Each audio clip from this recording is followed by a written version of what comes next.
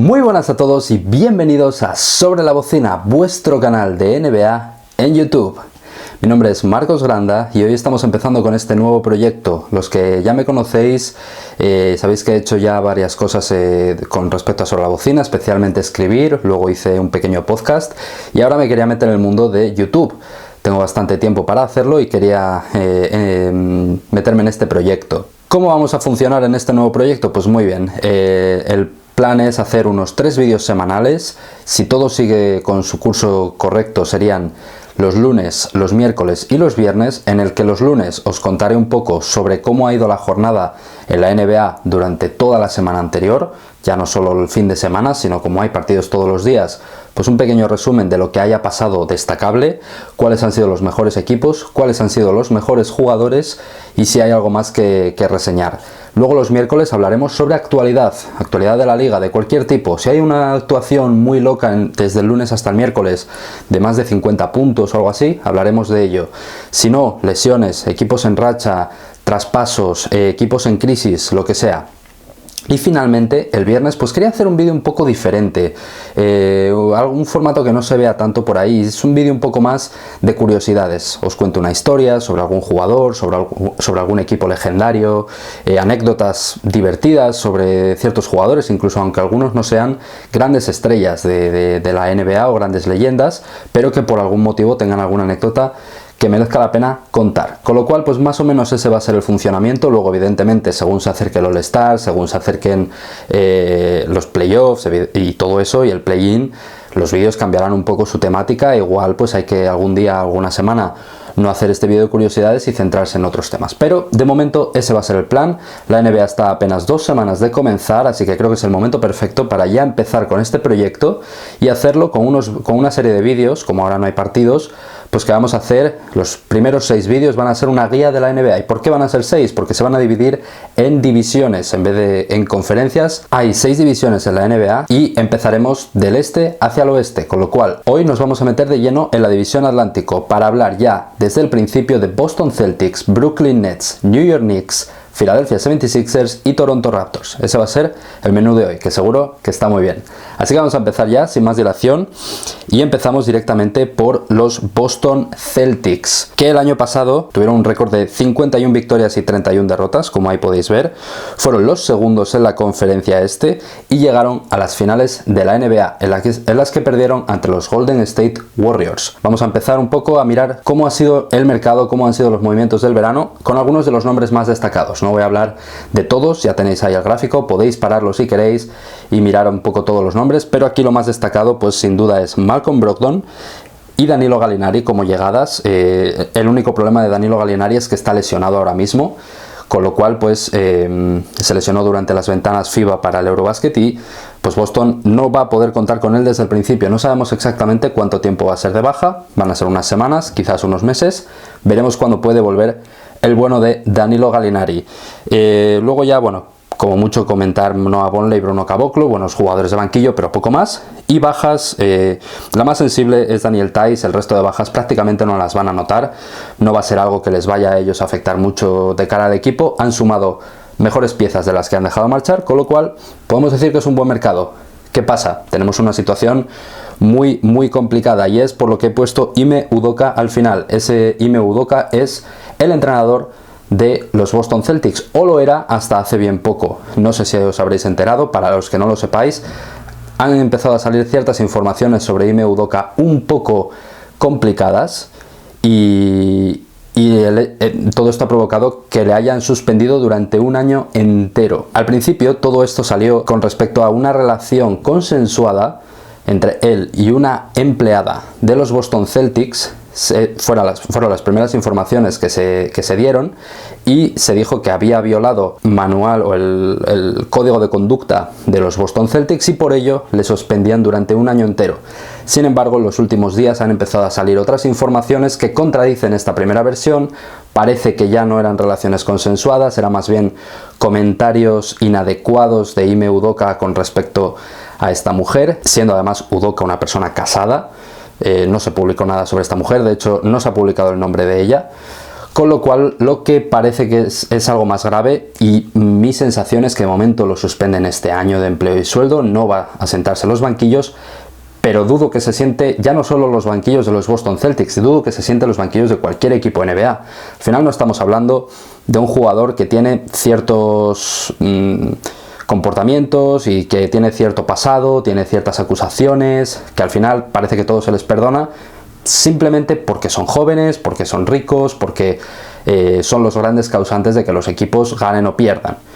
Pasó en el pasado y pasará en el futuro, eso lo sabemos, y podemos estar más de acuerdo con ello o no. Yo no lo estoy, evidentemente, pero podemos estar más de acuerdo o no. Sin embargo, esto es una persona responsable, es el entrenador, es el que se supone que tiene que ser el más maduro del equipo. Con lo cual, ver que una persona así comete este tipo de actos y de errores puede condicionar que, bajo mi punto de vista, no volvamos a ver a Udoka nunca más en una pista de la NBA y, por supuesto, en los Boston Celtics. Con esto nos queda una plantilla. Vamos a hacer el que yo creo que va a ser primero el quinteto ideal y luego ya vemos el resto de la plantilla. Esto puede ir cambiando mucho y hay equipos que es muy complicado.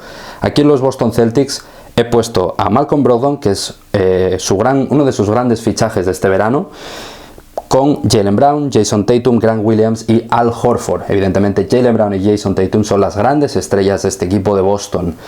¿Qué pasa? Al Horford puede que sea titular, puede que empiece a titular la temporada, porque Grant Williams, que también tiene un asterisco, está lesionado, pero puede que no lo sea. Cuando vuelva Grant Williams puede que Al Horford se caiga al equipo suplente, puede que a Malcolm Brogdon no le vaya bien la adaptación y empiece Marcus Smart a jugar más que él. Bueno, eso no lo sabemos a día de hoy.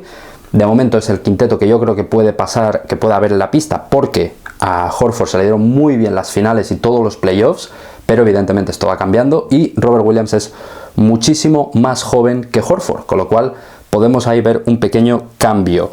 Entre suplentes más destacados, pues Marcus Smart, Derrick White, que hizo unos grandes playoffs, traspasaron por él durante el mercado anterior, prácticamente cuando el cierre, incluso el día del cierre en febrero, y fue una grandísima idea porque les aportó muchísimo en ese final de temporada, pero sobre todo en playoff, así que va a ayudarles mucho. Y bueno, luego ya pues eso, Danilo Gallinari, que a ver cuándo vuelve y cómo vuelve, y Peyton Pritchard quizás también es un buen jugador de complemento. Más temas importantes, pues bueno, a ver si no les afecta la resaca de las finales de la NBA. Es algo que les suele pasar a algunos equipos que llegan lejos en todas las categorías, en todos los tipos de deportes, sobre todo si tienen unos playoffs, que igual se relajan un poco, piensan que como ya han llegado a las finales, pues la cosa es más fácil para ellos, e incluso están un poco más cansados porque han jugado más partidos que el resto y ha sido mucho más estresante. Veremos si no les afecta esto. No debería en exceso porque es una plantilla muy joven, pero veremos a ver cuál es el resultado final. Con lo cual yo creo que durante la temporada 22-23 tendrán un récord más o menos de 48 victorias, 34 derrotas, serían 3 partidos menos ganados. Entre el tema de Ime Udoka, todo lo que pueda pasar, todas las ramificaciones que esto pueda tener y pues eso, la resaca de las finales, creo que pueden perder unos pocos partidos más, pero va a ser una diferencia pequeña. Sin embargo, en vez de ser, como fueron el año pasado, segundos en la conferencia este, yo creo que van a caer al cuarto puesto. Los puestos de arriba van a estar muy disputados y creo que pueden caer a ese cuarto puesto. Creo que esto les va a hacer llegar a playoff, pero a perder en semifinales, o bueno, van a llegar a semifinales o a la final de conferencia. No creo que lleguen a la final de la NBA, porque creo que hay equipos que se han reforzado muy bien y que van a ir a por todas. El caso, por ejemplo, de Milwaukee Bucks, no creo que Giannis Antetokounmpo vaya a hacer unos playoffs como los del año pasado. Además, si tiene a Chris Middleton a su lado, podrá subir todavía más el nivel del equipo, que estuvo lesionado durante los playoffs. Y yo creo que no veremos a Boston este año en las finales de la NBA, pero jugaron muy bien en la postemporada, todo puede pasar. Y nos vamos a los Brooklyn Nets, uno de los equipos de los que más se habla siempre durante todas las temporadas, por una razón o por otra. El año pasado 44 victorias y 38 derrotas, un bagaje un poco malo para el equipo que tienen, que lo veremos luego, pero está Kevin Durant y está Kyrie Irving, debería haber sido un mejor balance. Fueron séptimos en la conferencia este y aunque ganaron el play-in, perdieron luego en primera ronda, precisamente contra los Boston Celtics, que les eliminaron tras una serie de 4-0 fue. Brooklyn no pudo ganar ningún partido, sí que tuvieron la opción, pero dejaron a Jason Tatum meter una canasta para ganar en el último segundo cuando iban ganando. Eso fue en el primer partido, en el resto ya no compitieron. Entre los nuevos jugadores, los más destacados, sin lugar a dudas, TJ Warren, creo que es un grandísimo fichaje, es un jugador que en Indiana brilló, sobre todo durante la burbuja, pero lleva toda la temporada anterior lesionado. Todavía el año pasado no se vistió de corto en ningún momento. Con lo cual habrá que ver cómo sale esta apuesta de TJ Warren.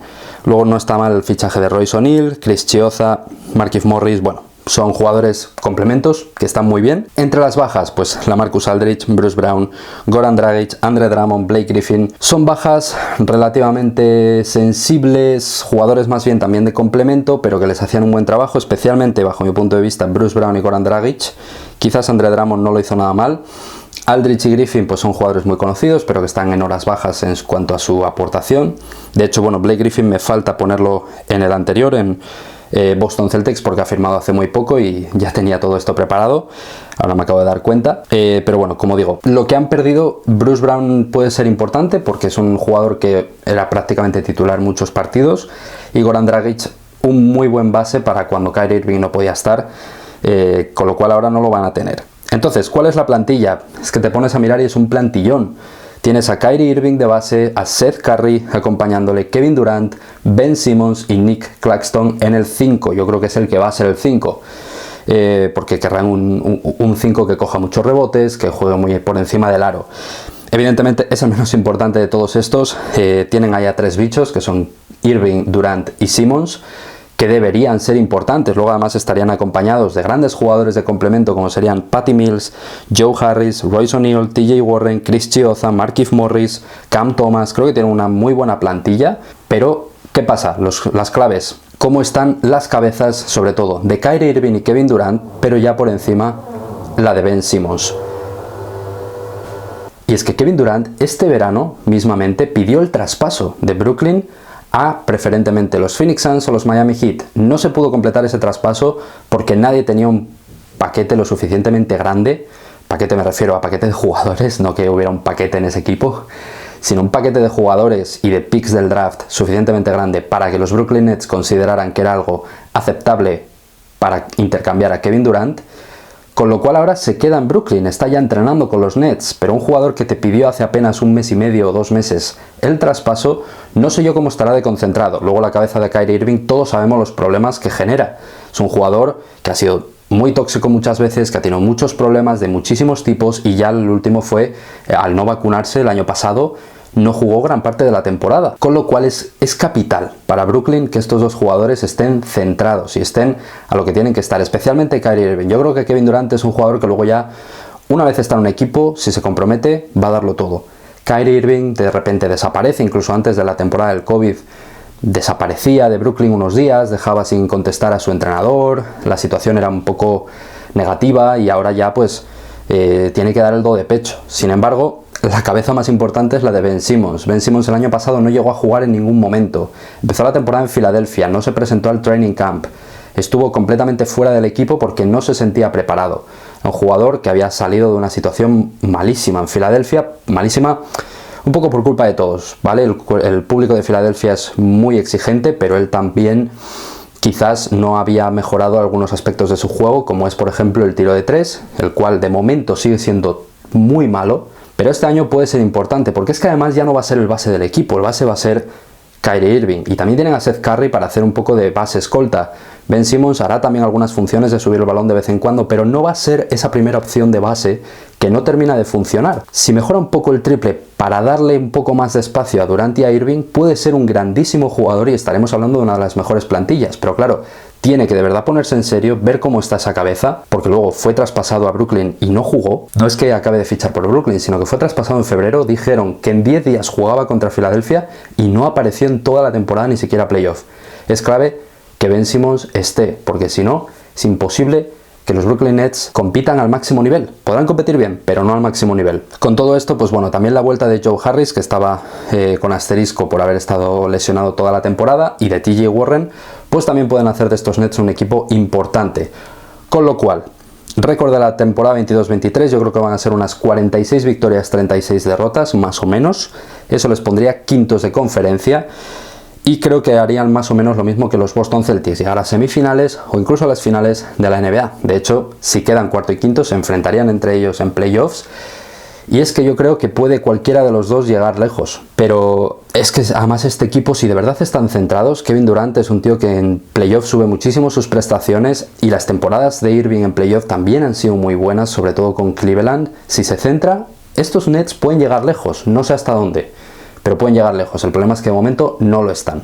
Pasamos entonces al otro equipo de Nueva York, los New York Knicks, que tuvieron el año pasado un récord de 37 victorias y 45 derrotas y quedaron 11º en la conferencia este. Temporada muy decepcionante de los de Nueva York. Nuevas altas, esto es lo más destacado. Jalen Brunson, ex compañero de Luka Doncic, que brilló en los pasados playoffs, hizo un gran temporadón, pero sobre todo unos espectaculares playoffs cuando Doncic peor estaba físicamente, y los Knicks tiraron literalmente la casa por la ventana por este jugador. Es el alta más destacada. Luego ya está Isaiah Hartenstein, que es un buen fichaje por parte de los Knicks, viene de los Clippers.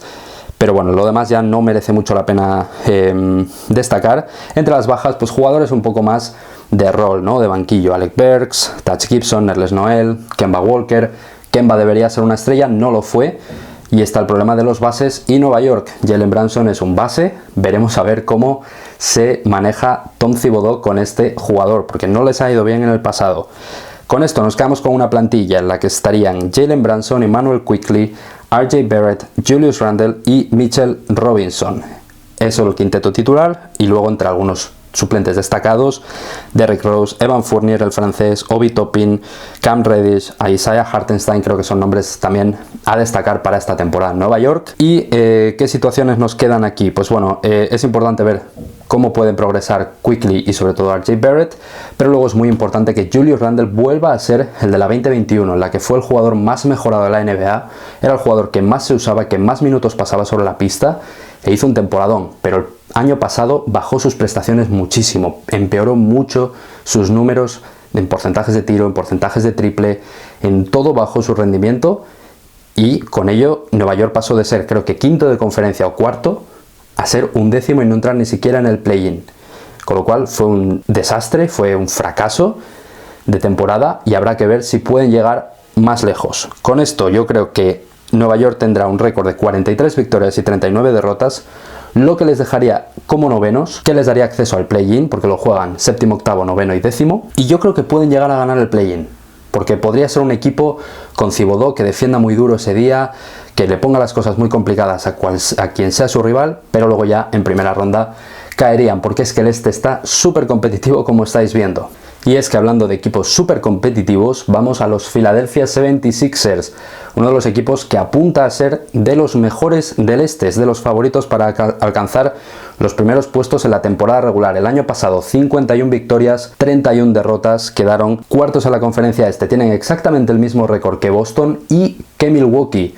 Hubo un triple empate, fueron los que salieron más perjudicados en enfrentamientos directos, con lo cual por eso quedaron cuartos, pero hubo un triple empate a victorias y derrotas. Luego ya en playoff perdieron en semifinales contra los Miami Heat de Jimmy Butler. Entre los jugadores destacados que han fichado, PJ Tucker desde luego es un grandísimo fichaje, acompañado de Montrezl Harrell, Danuel House y DeAnthony Melton. Estos 4 fichajes me gustan muchísimo, y luego las bajas no son demasiado sensibles. Danny Green sí que ha sido importante para ellos, pero es que se lesionó durante los playoffs, creo que fue, o final de la temporada regular.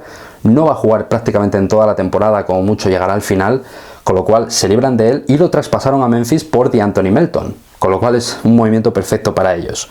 Perdieron a DeAndre Jordan, Paul Millsap y Miles Powell, que no daban tanto rendimiento, quizás Millsap un poco más, pero no es de las peores situaciones para estos Philadelphia 76ers. ¿Y por qué digo que son los nuevos Houston Rockets? Como veis ahí, bueno, porque es un equipo, que ahora lo vamos a ver, que está construido para James Harden, quien fue estrella de los Houston Rockets en 2019.